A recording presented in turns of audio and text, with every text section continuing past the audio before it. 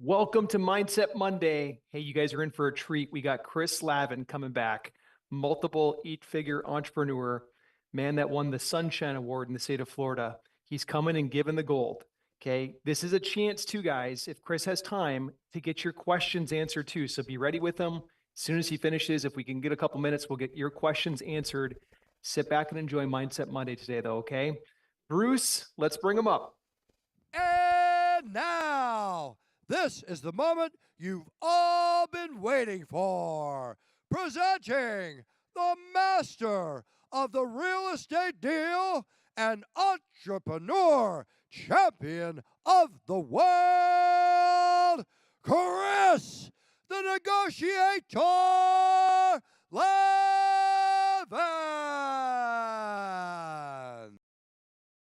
I love that. Every time I see it, I chuckle. Hey, everybody, my name's Chris Lab, and this is Mindset Monday. I like to share things that I've experienced in my life, some good, some bad, so that either you can repeat them or avoid them, so you have your own wisdom. What I want to talk about today is I call the $17 million question. Let me tell you about my third business. It was I was doing video integration. Back in the day, there was a lot of migration from tape to digital, where people who make videos back before AI, we used to have to actually edit them and splice scenes together, add the kind of things that you need to make the actual commercial happen. AI wasn't around yet, so by the time I had that business, I've already had significant success. Right, I didn't need any more. But there was this guy that was starting out his own company in the space, and a friend of a friend introduced me to him. His name is Eddie, and I'm gonna leave it at Eddie. That's his real name. He had a vision and drive, but he had a lot of gaps, man. He was just like a bull in a china shop almost. And he came to my store, one of my offices, looking for help. And I had a bunch of employees at the time, but I stepped in to help. Why'd I do it? It wasn't because I expected anything in return. He was just a good guy that was trying to get, and I don't know, I liked him. You know, he was a good guy. He had great stories. He was very peculiar, but he was a good guy. But listen, over time that relationship evolved. Opportunities opened up for him, and value in that relationship compounded for me. Eventually, that one relationship led to $17 million of transactions Eddie did with me. And that happened along this course. And I'm going to lay it out for you a little bit. Eddie got involved in this certain industry, and that certain industry was infomercials. Eddie became the infomercial king of Tampa. That went into him being able to get into the county over in Tampa. Ended up doing all the equipment in the court. All the court video, all of this stuff, and then into Miami. So Eddie, because I helped him when he was a one-man show operating out of the bonus room in his house, I treated him like he was a multimillionaire. He remembered me, and he brought me along for the ride. So if I had really literally looked at him when he walked in my store, the guy looking to buy one little computer system to get his business started. If I was like, I'm too busy for that, I'd love to help, but I got my own business. Sorry, you know. Or even as bad as, you know, he's not successful. He's probably never going to make it. You know, I ain't got time for that. It never would have happened. It never would have happened for Eddie. It never would have happened for me. When we're looking for immediate results, like tit for tat, transactional type relationships, we're blinded to the long-term ones, right? And guess what? There's probably somebody in your life right now who has the capacity to change your future, but you don't see it. A broker, a friend, somebody you know, an investor, or connections you're left behind. The problem is when you're focused on the outcome, you miss the opportunity. When you calculate an ROI on every conversation, you push people away. See, listen, I have a motto, and it's like, build relationships and the money will take care of itself. You take care of God's kids, and absolutely God's kids will take care of you, and so will God, right? And there's scripture to support that. It's Proverbs 11:25. A generous person will prosper. Whoever refreshes others will be refreshed. I'm here to tell you that one of my biggest joys in the world has been that God has blessed me with considerable financial resources that allow me to bless other people financially. And I do that because it brings me absolute joy, right? So listen, there's a lot of paths to wealth. But the most common and most sustainable is this. Build relationships, give without expectations, and play the long game. But I'm here to tell you, I would challenge you to change your yardsticks as it relates to wealth. What do I mean by that? I mean this. If you consider wealth just having a whole bunch of zeros on your checking account, you missed out on so much. You ask me about the things that are important in my life, things that I'll say to you, my relationship with God, my relationship with my wife and family. My grandkids are the biggest brats in the world, and I love them to death. And I think my little Peanut's watching right now. So if you're watching right now, Peanut, I love you. Toots loves you. Most important thing in the world to me. Last thing I'll tell you about is the money that God's allowed me to affect the world with. I'm wealthy because of the people, the places, the relationships, and the stuff that I have inside me that God's blessed me with. So this week, I ask you to do this. Build relationships. Just make one move. Call somebody up. See how they're doing. Do you know how awesome it makes me feel when somebody I haven't talked to for a long time called me up and they said, "Hey, such and such happened, and I thought of you." It's a beautiful thing.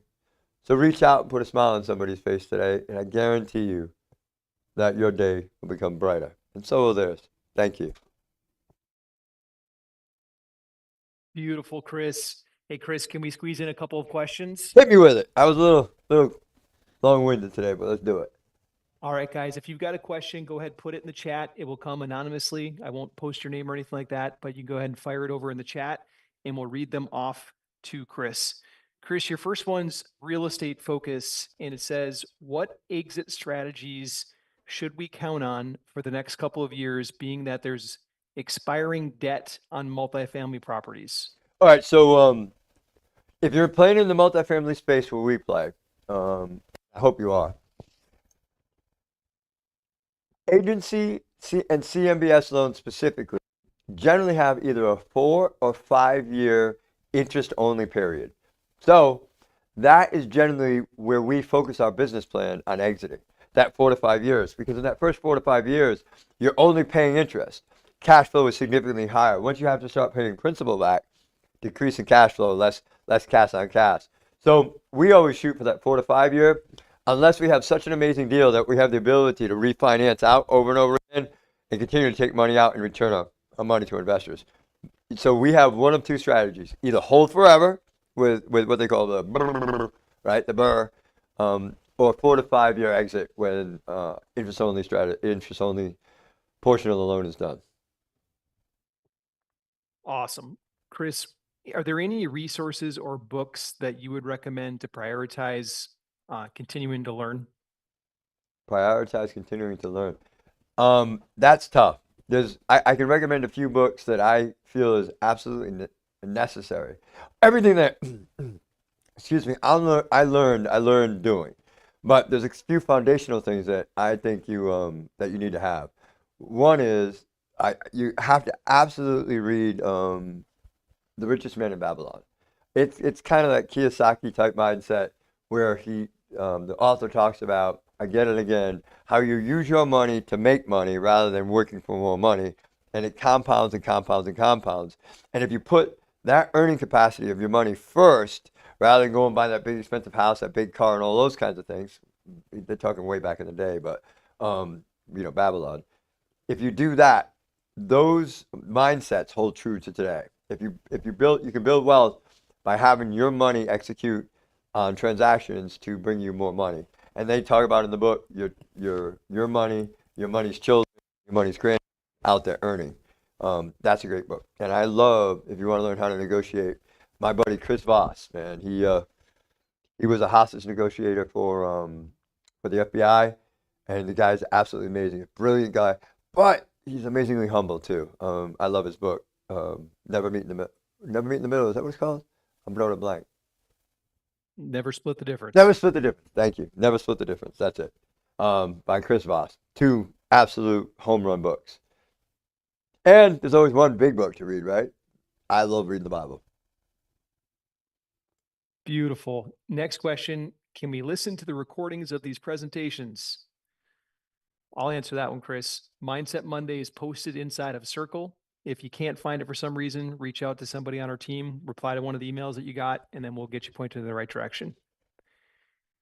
Your next one, Chris, do you have any tips for finding the markets that Home Invest has for their buy box? In Do I have other any words, tips? Yeah, we got a map for you. It's part of our program. We pretty much laid out a map. But here's the easy thing.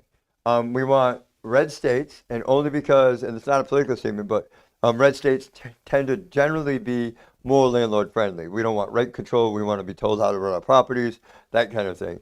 So red states, look for population and job growth, and that's the buy box. There you go. You got it. Next one. How do we continue to be a good force or relationship builder that creates a lifetime of win-win, God-anchored relationships in the midst of all the materialistic world? So easy. One of the easiest questions in the world to answer, as far as I'm concerned. Put other people first. I have found that my needs get so served by me serving other people's needs. It's an amazing thing. And here's a funny thing. You know, there's some scripture behind this, and I don't want to get too preachy. But if I'm putting other people's needs first, my heart changes. And me putting their needs first and serving them fulfills my heart. And at the end of the day, that's what brings me joy. So put other people's needs first.